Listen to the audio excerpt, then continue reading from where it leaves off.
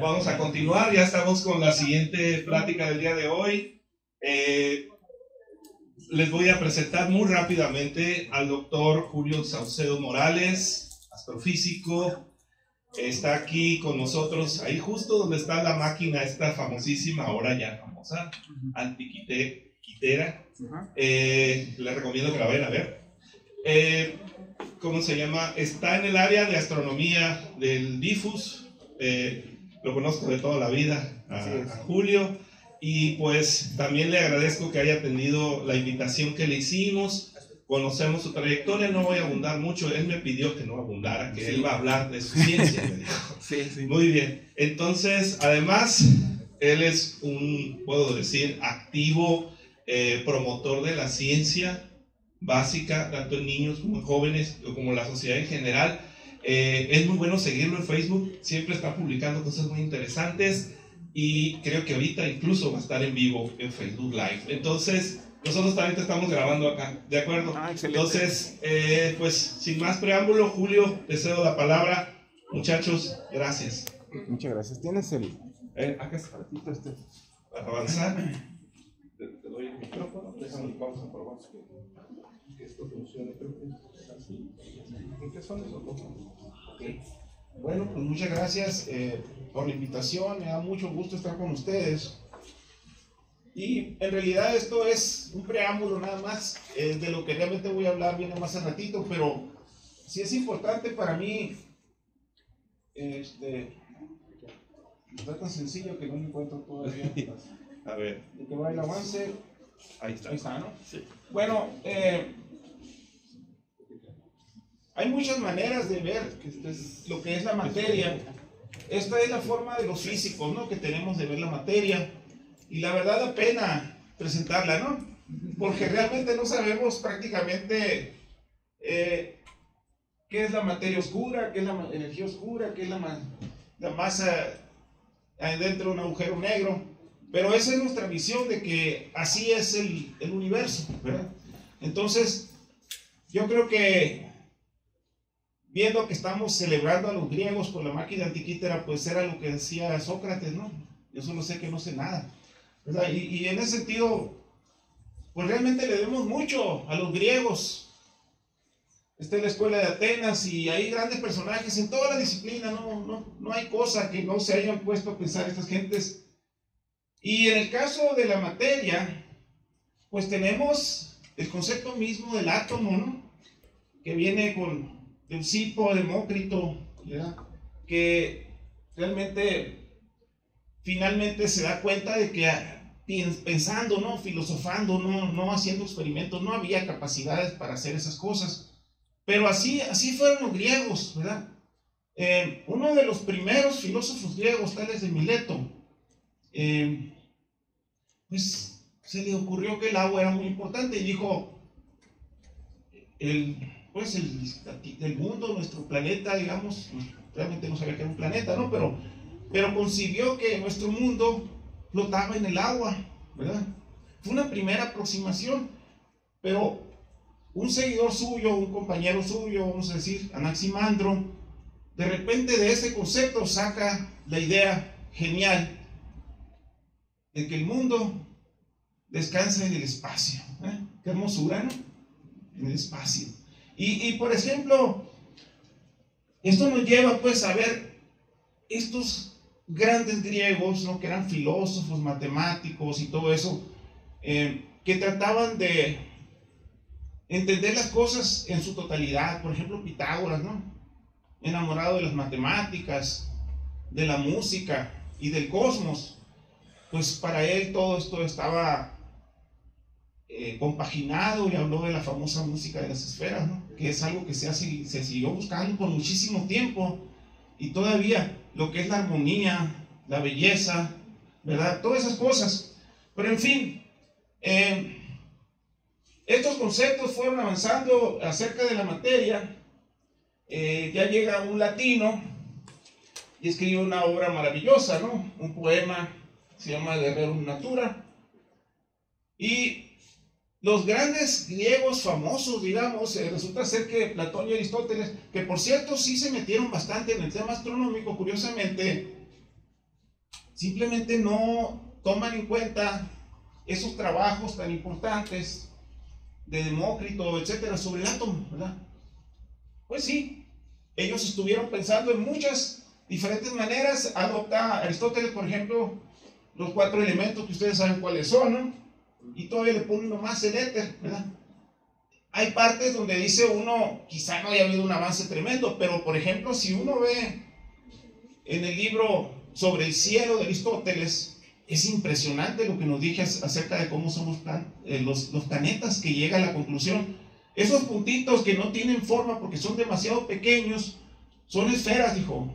¿Por qué? Porque vemos a la luna, que es redonda, es una esfera, el sol es una esfera, y por lo tanto se sigue que también son esferas, ¿verdad? Y así. Y inclusive también razona de que tienen que ser esféricos porque la materia va cayendo a lo que conocemos ahora como pozo de potencial, ¿verdad? Simplemente lo más denso va cayendo, y es una forma natural, y es la manera que se acepta hoy de lo que son, porque son esféricos estos cuerpos celestes. Y en fin, viene un letargo tremendo que fue la Edad Media, pero por ahí un alumno de Galileo, que fue Torricelli, de repente ve que es capaz de levantar una columna de mercurio que es muy pesada, ¿no? Y simplemente había aire entre medio, y se hace la pregunta, o sea, no sé, ¿cómo es posible que el aire que no se siente tenga peso? Y contemporáneo de él fue Daniel Bernoulli, y él nos dice la respuesta: el aire y demás gases se componen de partículas en constante movimiento, demasiado pequeñas para ser vistas, ¿verdad? Y después viene Boyle, también un poco después, y habla de eso mismo, ¿no? Y estos conceptos se van a ir desarrollando, ¿verdad? Por ejemplo, Priestley notó que el óxido de mercurio al calentarse produce un aire especial que hace que una vela arda más rápido y que permite que un ratón viva más que en el aire común. Después va a Francia y le dice a Lavoisier, y pues él se da cuenta que uno de estos elementos, precisamente, se trata del oxígeno, y poco después él mismo encuentra el hidrógeno, ¿verdad? Y en fin, este avance, digamos, va a seguir, ¿verdad? La conservación de la materia, esta ley de Lavoisier, y las mismas proporciones de Proust y las ideas de Avogadro, diferenciar lo que son átomos, moléculas, de Proust, los pesos atómicos de gases son múltiplos de una masa de hidrógeno. Y bueno, después viene la parte de Dalton, que le voy a mostrar ahorita rápidamente, y posteriormente lo de la tabla periódica. Entonces, la teoría atómica de Dalton la van a estudiar ustedes como químicos, ¿verdad? Yo realmente aquí le pongo lo más esencial, que básicamente el concepto atómico griego vuelve a ponerse ahí enfrente, que toda la materia está compuesta de átomos, y bueno, todo lo demás que las reacciones químicas involucran estas combinación, destrucción de átomos, los compuestos se forman en razones enteros, etcétera, todas estas cosas que ya saben. Y luego llega el gran Mendeleev, ¿no? Mendeleev con su tabla periódica. Y entonces, ¿qué pasa? Él encuentra elementos desconocidos, teóricamente, ¿verdad? Claro que ya no se le da el crédito que él descubrió, por ejemplo, al escandio, ¿verdad? Se le da crédito a Nilsson. Sin embargo, sabemos que esto fue el ECA-boro, y lo dijo, que debían existir estos 4 elementos: ECA-boro, ECA-aluminio, ECA-silicio, ECA-manganeso. El ECA significa 1, básicamente, porque era la diferencia que iba a haber entre el otro. Y entonces, entre estos elementos, precisamente encuentra el escandio, el galio, el germanio y el tecnecio, ¿verdad? Que es el N igual a 43. Entonces, ¿quién encontró el tecnecio? Pues fue Mendeleev para mí, porque es un descubrimiento teórico, ¿verdad? Y los 4 fueron encontrados, los primeros 3 en vida de Mendeleev y el último en 1936. Es decir, lo que se reconoce ya como descubrimiento, porque efectivamente ya en los 20 había todo esto, ¿no? Entonces, el galio es un tema interesante, ¿no? Resulta ser que Lecoq lo descubrió en 1875, pero resulta ser que cuando acaba de descubrirlo, le llegó una carta de San Petersburgo y le decía pues que estaba de acuerdo en todo menos en un detalle, que le decía del galio no era 4.7 sino 5.9. Y entonces se puso a pensar Lecoq, dice, ya lo habría descubierto Mendeleev, cómo sabía los datos del galio y fue capaz de corregirle la densidad, que por cierto había calculado mal Lecoq o medido mal Lecoq. Pues efectivamente su conocimiento de la tabla periódica le permitió encontrar las propiedades del galio antes de haber sido descubierta oficialmente. Lo postuló en 1871 y como estaba cerca del aluminio predijo que sus propiedades serían similares, ¿verdad? Y por eso lo del ECA de aluminio, ¿no? Es un ejemplo nada más.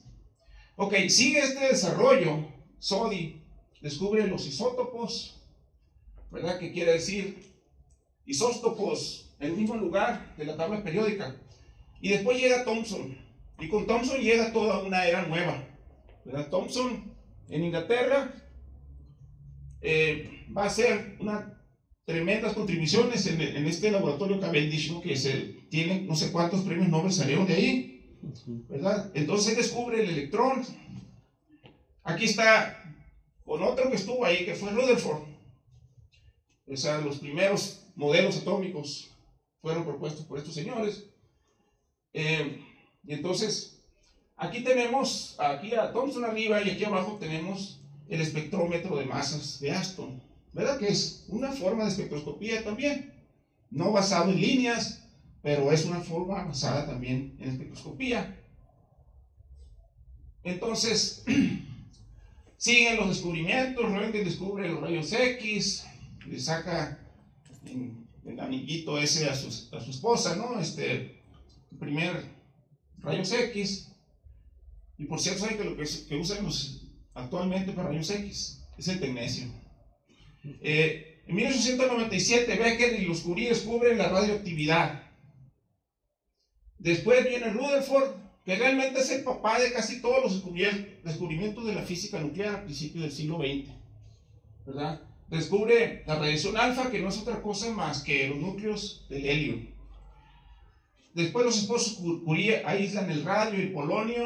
En 1905 finalmente se demuestra la existencia de los átomos. ¿Quién más iba a ser? Einstein, ¿verdad? Con la explicación del movimiento browniano, ¿verdad? Después Rutherford recibe el Nobel por la naturaleza de los rayos alfa y beta.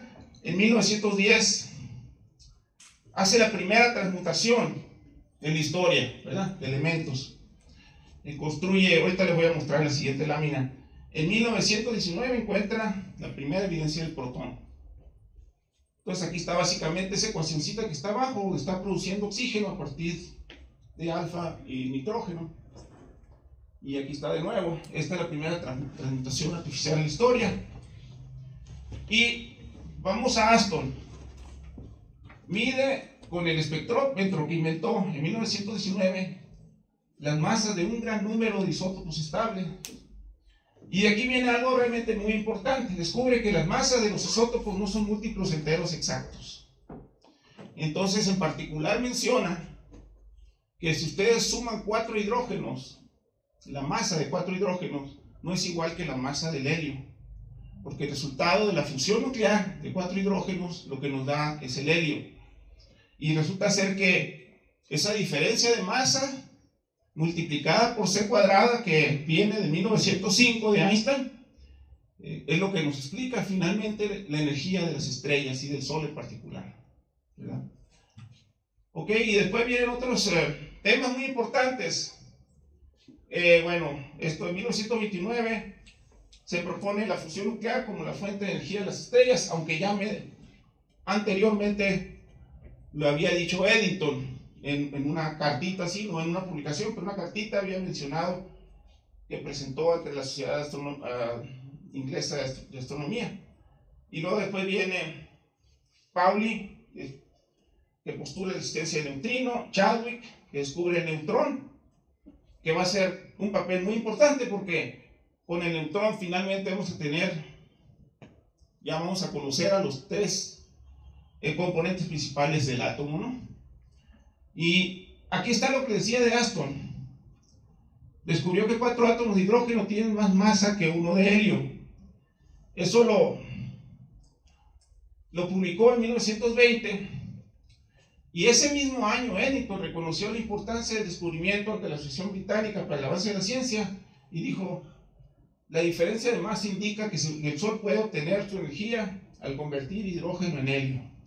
Si la energía subatómica de las estrellas mantiene sus grandes hornos, nos acerca más al sueño de controlar esta latente energía para el bien de la raza humana o para su suicidio, ¿verdad? Son las palabras de Arthur Eddington. Y después viene Fermi, ¿verdad? Que es el genio tanto experimental como teórico, que realmente es el que está detrás de la bomba atómica y todo lo que quieran ustedes a mediados del siglo XX, ¿verdad?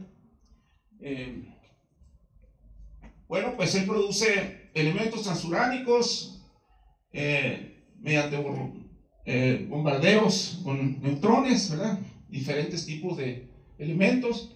Después Joliot Curie descubre la reactividad artificial. Hans Bethe y Crutchfield presentan el primer análisis completo de la cadena protón-protón, que es la cadena dominante en las estrellas, de cómo se produce, cómo 4 hidrógenos se convierten en helio. Esa es la cadena protón, lo que se llama la secuencia principal de las estrellas, que es donde viven más del 90% de su vida las estrellas. Mediante este mecanismo se produce el helio y la energía. Y después viene la fisión nuclear, ¿verdad? Que va a jugar un papel muy importante en la producción de energía del siglo XX. Aquí está básicamente: fisionar es partir, a diferencia de fusionar. Fusionar es juntar, y los dos se aprovechan para generar energía. Esta se hace en la Tierra bastante bien. En el Sol y en las estrellas es la fusión la que está funcionando, y el sueño humano es que pronto podamos dominar la fusión nuclear. Es una de las grandes panaceas, ¿verdad? Porque es una energía limpia. Y bueno, la reacción en cadena del uranio, que llevó a muchas consecuencias, entre ellos a las bombas.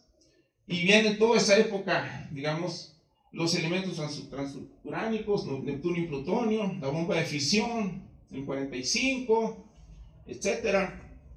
En el 55 la producción de los antiprotones. Enrico Fermi produce la reacción en cadena en la Universidad de Chicago, y en 45 la bomba, ¿no? Y después viene Salpeter, que saca el mecanismo que produce el carbón a partir de las partículas alfa. Porque resulta ser que la protón-protón nos da la energía y nos da también la producción del helio, pero era un problema bien complicado cómo llegar del helio al carbón en la construcción de los elementos, y precisamente esto lo propone Salpeter por primera vez. Y bueno, muchas otras cosas. En el 56 Reines y Cowan prueban experimentalmente la existencia del neutrino. Bueno, después vienen las épocas más cercanas a nosotros, que son lo que es la estructura más íntima de la materia. Al final de cuentas, los átomos son divisibles, pero se supone que hay cosas que son indivisibles más abajo, y esos son los quarks, ¿verdad? Y hay toda una teoría, y aquí todo un gran grupo de investigación, digamos, que se dedica a estudiar altas energías, partículas elementales. Y total que todos estos elementos nos permiten tener una teoría cosmológica acerca del universo, ¿verdad? Que empieza con la gran explosión, como nos dijo Enrique hace un momento, hace 13.700 millones de años. Para la física, el universo empieza en un tiempo que se conoce como tiempo de Planck, que es que es la parte que los físicos pueden entender, de ahí en adelante, más atrás no. Y después viene pues lo que es la evolución de la materia en el universo. O sea, cuando el universo inicia, en realidad no era materia, era energía, era esa gran explosión la expansión del universo, digamos, es un proceso en el cual el universo va a venir disminuyendo de una temperatura tremendamente alta, y en ese proceso de ir bajando la temperatura se va a ir creando la materia en diferentes formas. Entonces la evolución de la materia es realmente lo mismo que decir la historia térmica del universo. ¿Y cómo se crea la materia? Pues con rompimientos de simetría, y esto es lo que crea nuevas partículas. Entonces ahí tenemos, por ejemplo, esas épocas que tenemos rompimientos de simetría.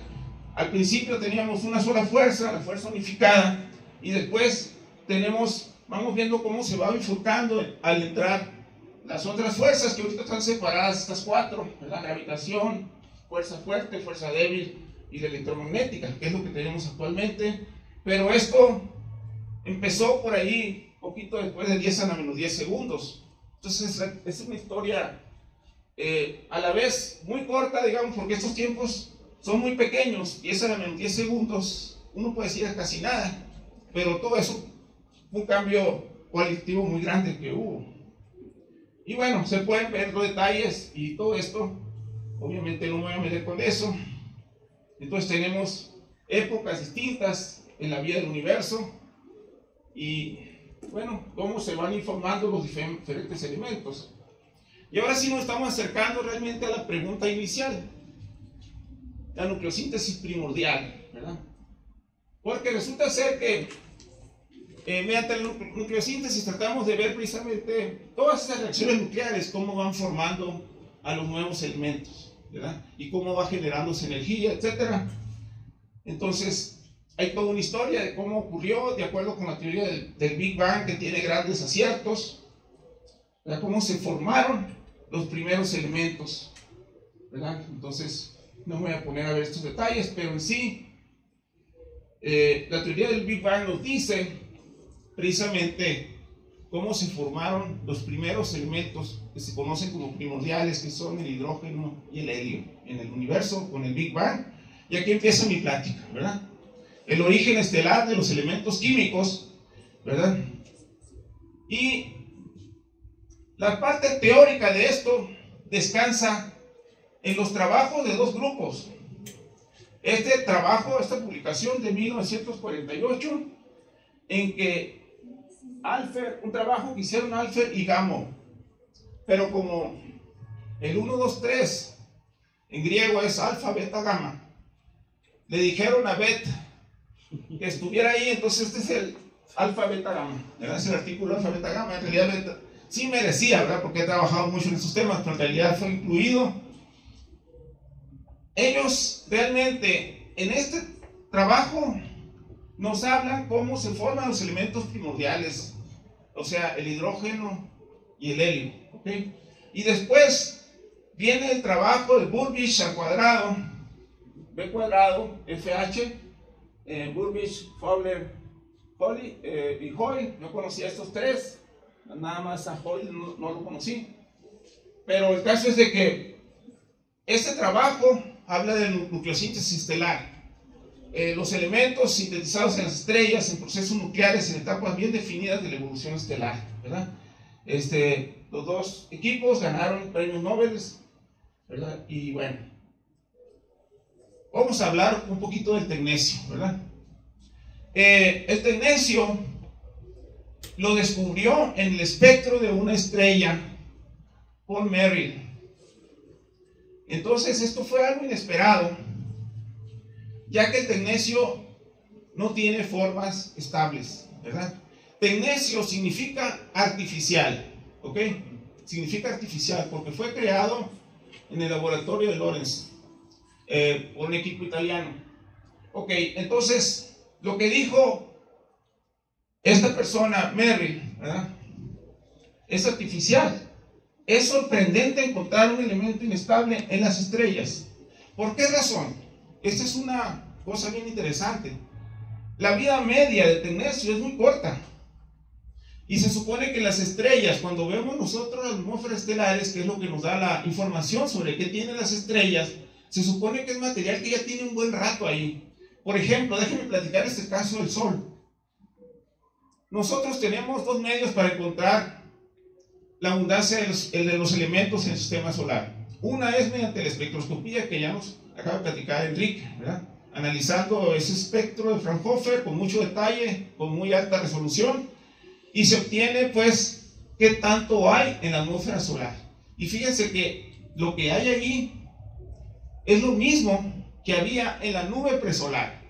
¿Por qué razón? Porque el Sol tiene un radio de 700.000 kilómetros, muy grande, y los elementos han estado cambiando. De hecho, en el núcleo del Sol ya no domina el hidrógeno. Es más lo que hay de helio en el centro del núcleo del Sol que lo que hay de hidrógeno.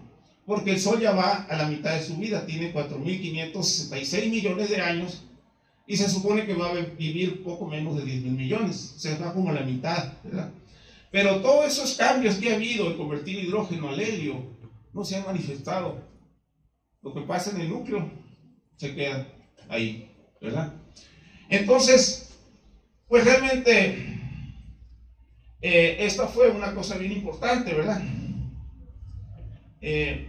Al hacer esto, Merrill no solamente había explicado una observación desconcertante, sino que también había abierto la puerta para comprender nuestros orígenes cósmicos. No hay muchos descubrimientos científicos que cambien por completo nuestra visión del mundo, pero este sí lo hizo, ¿verdad? Porque vio en tiempo real lo que estaba pasando en la superficie de esa estrella. Entonces esto es básicamente las líneas de absorción de tecnecio, ¿verdad?, que están acá. La vida media es de 4 millones de años, y en fin, ¿verdad? Y sabemos exactamente que las estrellas que producen esto son las que se conocen, son estrellas gigantes AGB, que se llama rama asintótica de gigantes, ¿verdad? Y por cierto, aquí están los espectros de tecnecio, donde vemos precisamente estas líneas que están aquí, es la línea de fusión de tecnecio. Ok. Bueno, ya les hablé del hidrógeno, cómo se va al helio, ¿verdad? Pero después del helio había un rompedero de cabeza, ¿verdad? Porque realmente no se encontraba cómo se pudiera formar el berilio. ¿Por qué razón? O el carbón en sí, ¿verdad? Porque es lo que va a ocurrir, que se va a formar el carbón. Porque el berilio es inestable, ¿verdad? Y entonces hay un proceso que se conoce resonancia, que es el que permite finalmente encontrar la forma que lo hace, ¿verdad? Entonces, esto fue muy importante, el descubrir esta parte, ¿no? Cómo que decía el berilio, es inestable, y por eso no podía descansar estos dos para esperar el otro, ¿verdad? La otra alfa, pero sin embargo va a ocurrir gracias a una resonancia, que por cierto descubre Hoyle, ¿verdad? Ok, y después, ya que tenemos el carbón, pueden hacer lo que les dé su gana, ¿verdad? Se van a formar todos los elementos de una manera muy sencilla, los que son múltiplos de partículas alfa. Ya no hay cuestiones de que no exista un elemento estable. Sumándole esto van a tener 4, esto es equivalente a 4 alfas el oxígeno, y así sucesivamente, ¿no? Bueno, pues van a poder seguir haciendo muchas cosas. Ya lo que sucede, por ejemplo, con una estrella gigante, lo que vamos a tener una estructura de cebolla, donde, como les digo, el Sol ya ahorita ya se quemó la mitad del hidrógeno. Cuando tenga unos 9.000 millones de años, ya no va a tener hidrógeno en su núcleo. No va a desaparecer como estrella, va a empezar a quemar el hidrógeno en las capas, de adentro hacia afuera, ¿verdad? Pero en sí va a quedar el helio, y después va a seguir quemando el hidrógeno, y después va a haber un proceso en el cual el helio se va a quemar muy rápido, que es un fenómeno que se conoce flash de helio, que va a convertir todo el helio en el núcleo en carbón. Pero en fin, aquí están los detalles de todas estas cosas para una estrella más grande que el Sol, estrellas muy grandes. Y lo que sucede es que, por ejemplo, 2 carbonos van a darnos un neón o bien sodio a diferentes reacciones que nos producen ambos, y así sucesivamente otros elementos. Y esto nos va a producir muchos elementos. Una cosa bien interesante que va a suceder es que el fierro es un parteaguas. ¿Por qué razón? Porque ya no pueden fusionarle algo al hierro y obtener energía. Esto cuando ocurre, de hierro para abajo se puede ir construyendo elementos más pesados y obtener energía. Se llaman exoenergéticos, ¿verdad? Pero al revés, son endoenergéticos, van a tender a hacer una destrucción. Entonces, si quieren aprovechar energía, pueden aprovechar la confusión, pero de abajo hasta arriba antes de llegar al fierro. O pueden aprovecharlo como se hace en fisión nuclear, de arriba para abajo, empezando con uranio, partiéndolo, etc. Y van a obtener fisión nuclear, ¿verdad?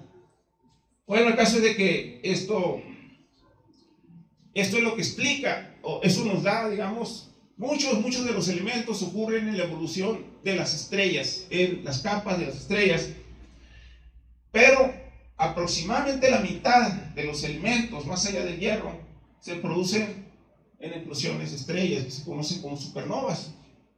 ¿Ok? Y pues de esto tenemos la más cercana que hemos visto, que por cierto no fue en nuestra Vía Láctea, sino en la nube mayor de Magallanes. Esto fue 1987, era descubierta por el canadiense Ian Shelton, y por cierto hay un chileno también que estuvo ahí, y es la supernova de 1987. Y pues hay muchos candidatos que se piensa que van a explotar como supernovas, no se sabe cuándo, ¿verdad? Pero Eta Carina es un caso muy interesante, dos estrellas muy grandotas, etcétera, ¿no?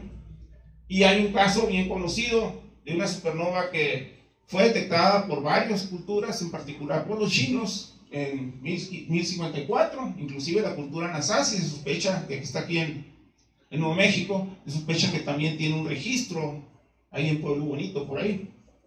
Y en fin, estas cosas, esto es una remanente de supernova, y con espectroscopía, como dice aquí Enrique, ustedes pueden encontrar qué es lo que hay allí, ¿no? En fin, hay muchos procesos astrofísicos que producen elementos diversos de la tabla periódica, que están aquí representados, digamos, los más estables están por acá, pero hay muchos que están arriba o abajo, etcétera. Aquí estamos hablando de casi todos los elementos, tanto naturales como o estables o inestables, digamos, ¿verdad? Y muchos de estos son producidos por los famosos procesos R en supernovas, que son procesos muy rápidos, por eso se llaman R. R viene de rápido, los S vienen por lo de lento, etcétera. Y acá abajo se encuentran la parte del Big Bang, estos elementos que están aquí. Entonces, por ejemplo, ustedes pueden decir, cuando tienen una curva de la abundancia de los elementos, el hidrógeno y el helio, etcétera, que son los más abundantes, pueden ver, por ejemplo, el litio, berilio, que está muy abajo, el CNO, que está por acá, y después el pico de hierro, ¿verdad? Y después tienen estos que se producen por procesos rápidos o procesos lentos, ¿verdad? Entonces, estas cosas, digamos que existen, vamos a decir que nucleosíntesis de tres tipos. La nucleosíntesis primordial, que nos lleva al hidrógeno y al helio, y una nadita de litio, ¿verdad? Deuterio también. Y después tenemos la estelar, ¿verdad? Nucleosíntesis estelar, que nos lleva a muchos elementos, pero tenemos aparte lo que son los que se deben a supernovas, ¿verdad? Resulta ser que en 1917 son una noticia que levantó las orejas de los astrónomos en el mundo, ¿no? Porque LIGO y Virgo, que son observatorios de ondas gravitacionales, detectaron por primera vez la fusión de dos estrellas neutrónicas.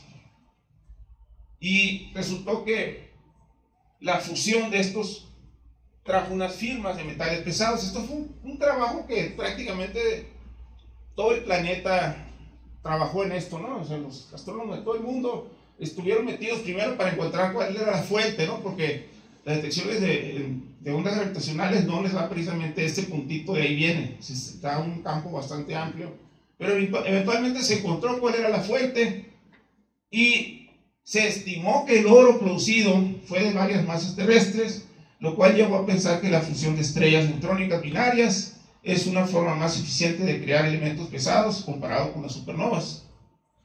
Entonces, esto es básicamente lo que es una fusión de dos estrellas neutrónicas, ¿no? Sí, es un elemento increíblemente energético, ¿no?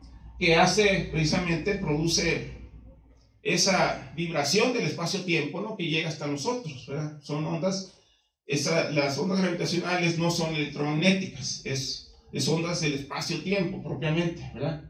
Y bueno, aquí están todos los estudios que se hicieron. Exactamente, se vio que Fermi, ¿verdad? Detectó estos rayos gamma. Es un pulso corto de rayos gamma, y se encontró que pues era el mismo, y gracias a esto se pudo eventualmente encontrar pues el lugar, ¿verdad?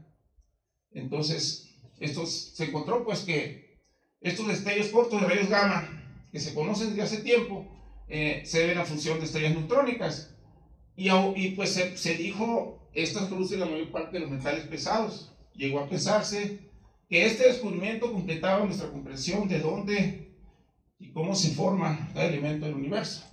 Sin embargo, como les dije al principio, después resultados de 2021 demostraron que no eran tan grandes los números, y volvemos a Sócrates, ¿no? Realmente no sabemos nada, ¿no?, acerca de esto, ¿no? Entonces, lo que sí es importante es que las reacciones nucleares juegan un papel crucial en el universo. A través de reacciones nucleares se han producido todos los elementos que ustedes conocen, y hasta los que no conocen. Inclusive algunos se han producido, por ejemplo, como el tecnecio, que fue producido en Berkeley, ¿verdad? Y después encontrado en las estrellas, etc. Proporcionan la energía de las estrellas, incluida la del Sol, que es la energía más importante que hemos tenido en la Tierra siempre. La vida en la Tierra se debe a estos 4 protones, bueno, 4 protones que van a formar el núcleo de helio, que es la partícula alfa. A esto debemos toda la historia de la Tierra, toda la historia de la energía y lo demás, ¿no? Inclusive, yéndonos a la parte cultural, son las que nos han ayudado a entender el universo, junto con esa cosa maravillosa que se llama Luna, ¿verdad? Bueno, pues hay 270 núcleos estables en el universo, y se han producido más de 3000 núcleos inestables, y hay más de 4000 núcleos inestables, de los cuales no sabemos absolutamente nada, ¿verdad? Y deparan muchas sorpresas, ¿verdad? Entonces, resumiendo la parte principal, la mayor parte de la materia del universo se creó en el Big Bang, ¿verdad? El 73% de la masa visible, ¿ok? Porque para esto la materia visible es una fracción pequeña de lo que se conoce como la materia oscura, y a su vez esa es una cosa pequeña comparada con la energía oscura. Y ya casi terminamos. El asunto está que solo el 2% en el universo no es, de entre la materia visible, no es ni hidrógeno ni helio, ¿verdad? Sin embargo, de esos más pesados es de lo que estamos principalmente hechos, ¿verdad? Entonces, bueno, yo creo que con esto voy a terminar. Muchas gracias. Gracias. Muchas gracias, Julio, por esta, yo puedo decir, bellísima plática. Pues tenemos tiempo para preguntas, por favor.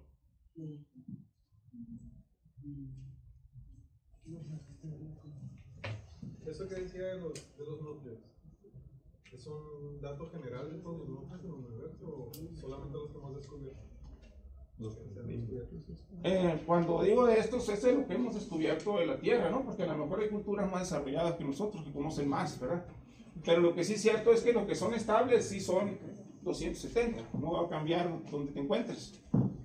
Sí, o sea, los 200 estables, 270 estables, eso es lo que hay en cualquier lugar del universo.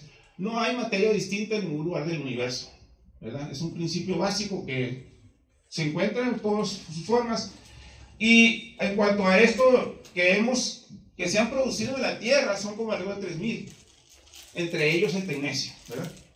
Y pues hay muchos más, se sabe que hay muchos más por la cuestión de la inestabilidad, ¿verdad?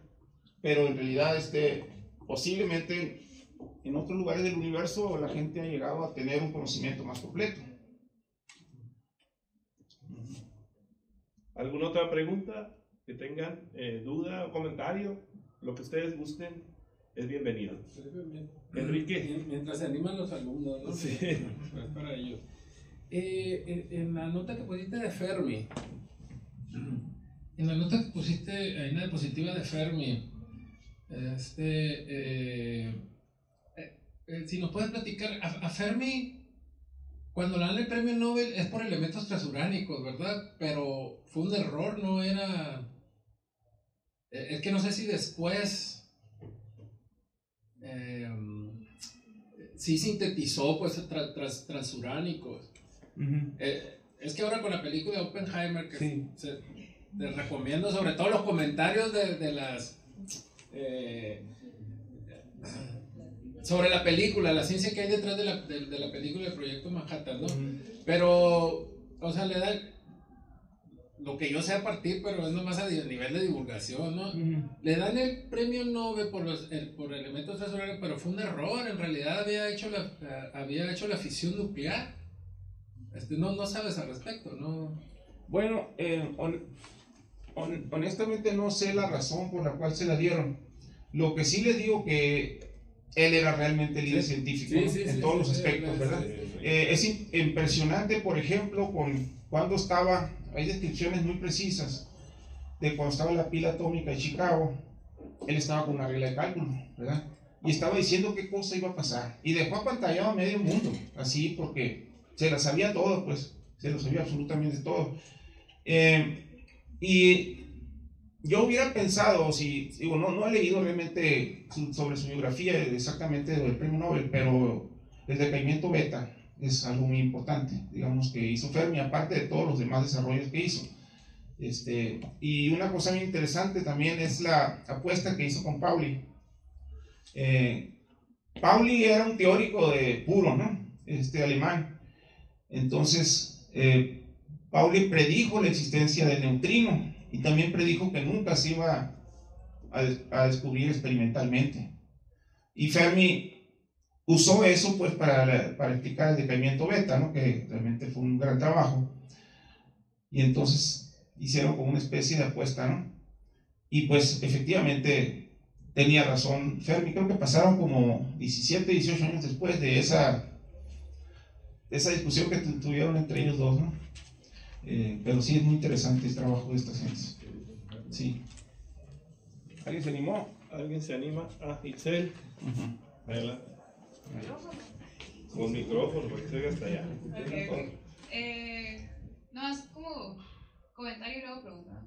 No sé, a mí siempre que me pongo a leer o a una plática sobre el universo, no sé, desde los orígenes, como que siempre me maravilla el pensar que hubiera pasado si no se hubiera juntado, si no se hubiera creado primero los protones y después que hubieran neutrones, y si el átomo no hubiera existido, pues nosotros nunca hubiéramos estado aquí, pues si la energía no se hubiera convertido en materia, en algo, nosotros pues bien, gracias, ¿no? Seguiría siendo puro espacio.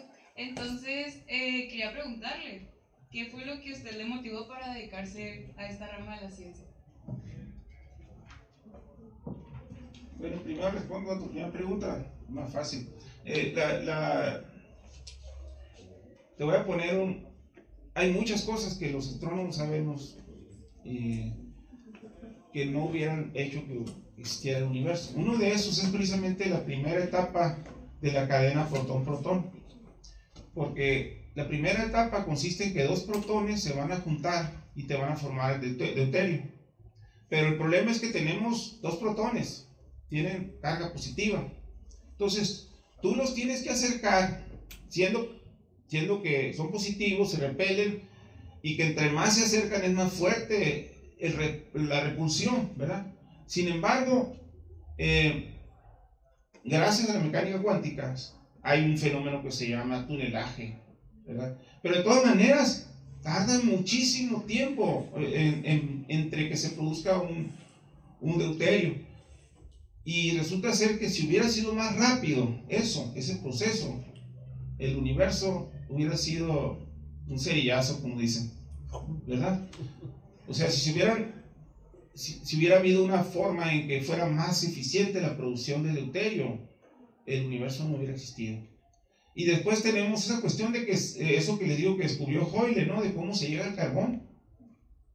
A lo mejor hay universos en los cuales el carbono no se forma, o sea, simplemente porque no es inestable el berilio, pues, y era lo que se pensaba que tenía que pasar, porque el otro es un problema de 3 cuerpos que tenían que interaccionar de una manera muy rara para... Entonces, hay muchas cosas de esas que efectivamente es maravilloso el universo, ¿no? Y la otra pregunta, pues realmente, pues, desde que tenía 2 o 3 años, vivía acá en el barrio Las Pilas y no teníamos tanta contaminación lumínica, y la belleza del cielo nocturno me cautivó. O sea, eso realmente fue lo que me llevó a buscar caminos, ¿no? Entre matemáticas, después de que matemáticas, sí necesitaba física, me cambié a física y así, ¿no? Hasta que finalmente me fui a doctorado en astronomía, ¿verdad? Sí. Muy bien. ¿Alguna otra pregunta, comentario? Bueno, pues le vamos a dar un aplauso muy grande a Julio. Gracias. Julio. En esta fiesta tenemos regalos. Te regalamos esta taza para que cada vez que bebas café te acuerdes de este día, día de la tabla periódica, y dice la palabra química, y que estuviste un físico en medio de químicos. Siempre te vamos a querer mucho. Es un honor para mí. Y entonces, y este pequeño pin que es un logo que entre varios hicimos, básicamente